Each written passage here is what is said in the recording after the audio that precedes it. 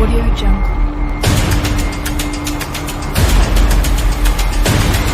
Audio Jungle.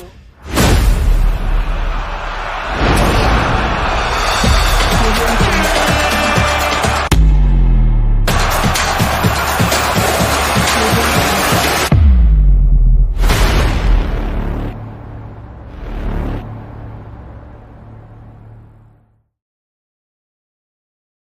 Bienvenue dans cette nouvelle vidéo sur ma chaîne Lamindoski.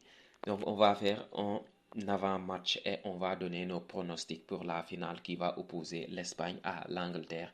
Avant tout d'abord, je vous demande encore une fois de vous abonner, activer la cloche de notification pour ne rien rater des prochaines vidéos parce qu'on va enchaîner.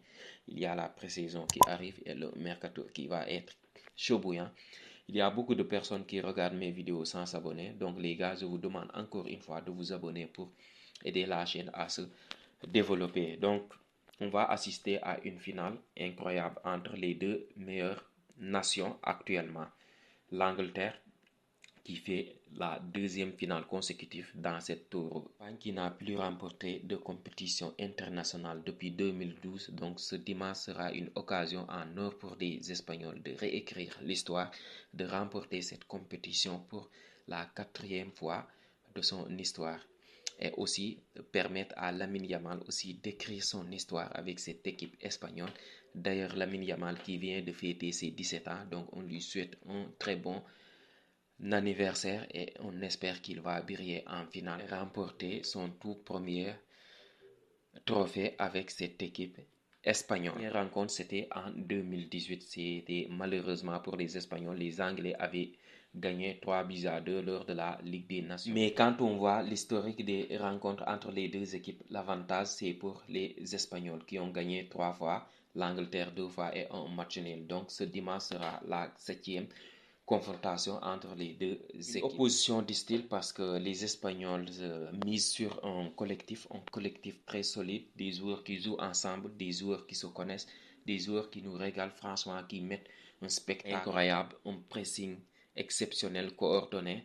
Franchement, un collectif tellement huilé avec des individualités qui sont en forme, qui sont décisifs aussi. Donc à l'image de Lamine Yamal qui a fait une demi-finale exceptionnelle contre la France, qui a marqué un but, un enroulé incroyable.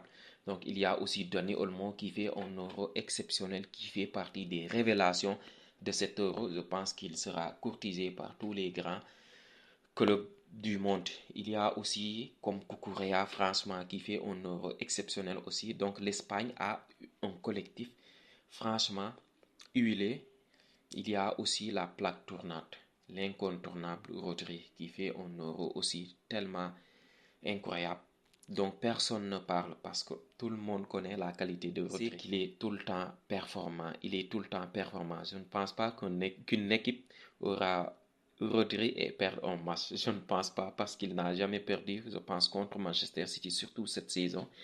Il n'a jamais perdu avec la Roja aussi, la sélection espagnole. Donc on espère que ça va continuer pour Rodri. Il y a aussi Fabian Ruiz qui fait aussi un euro exceptionnel aussi. Parce que tout ça, tout ce collectif, tout ce que j'ai en train de citer, c'est grâce à un homme, Luis de la Fuente, que personne ne connaissait.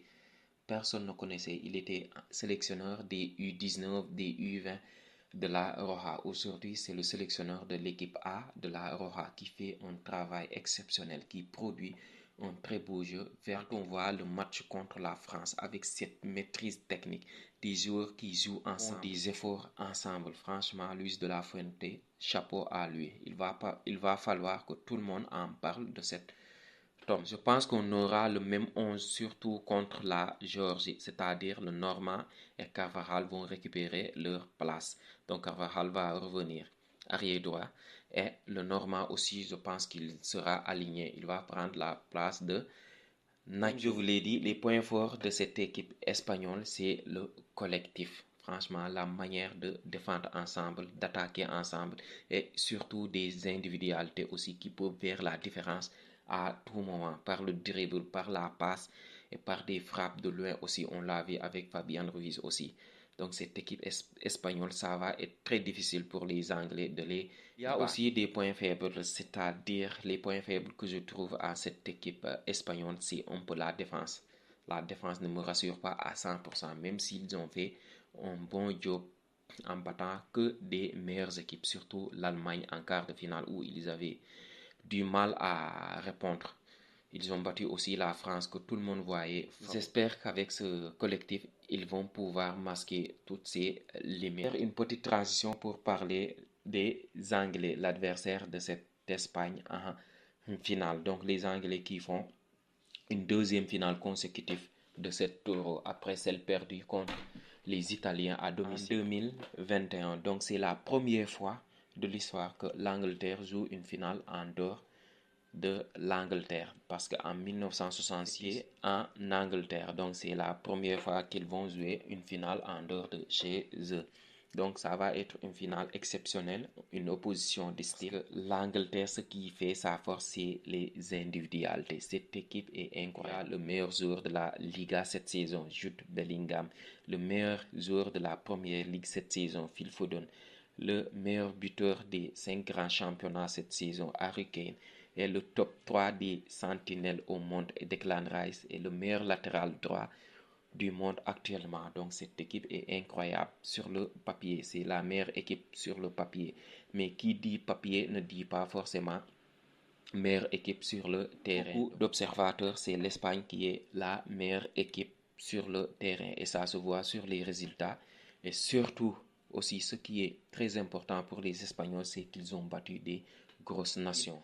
L'Italie, la Croatie, l'Allemagne, le pays organisateur, et la France que tout le monde mettait favori, qui a été vivement critiqué dès le début de la compétition avec un jeu pauvre, un jeu catastrophique parce qu'il n'y avait rien. Southgate a été franchement vivement critiqué par la presse anglaise, par tous les journalistes anglais de son jeu catastrophique parce qu'il n'arrivait pas à trouver la solution. Mais au dernier match contre les Pays-Bas, franchement, ils nous ont régalé, surtout la première mi-temps, parce qu'il a changé son style. Il a mis 3 défenseurs. Il a remis aussi Phil Foden, c'est-à-dire au cœur du jeu, et il a un peu décalé Jude Bellingham. Donc franchement, cette équipe anglaise, lors de la victoire contre les Pays-Bas, ils nous ont rassurés. Ils ont très bien joué. L'une des forces de cette équipe anglaise, c'est son banc. Il y a beaucoup de joueurs qui sortent sur le banc et qui sont décisifs, à l'image de la dernière rencontre, c'est-à-dire la demi-finale contre les Pays-Bas. Donc l'entrée de Ollie Watkins et Palmer ont été décisifs. C'est Palmer qui a fait la passe décisive pour Ollie Watkins.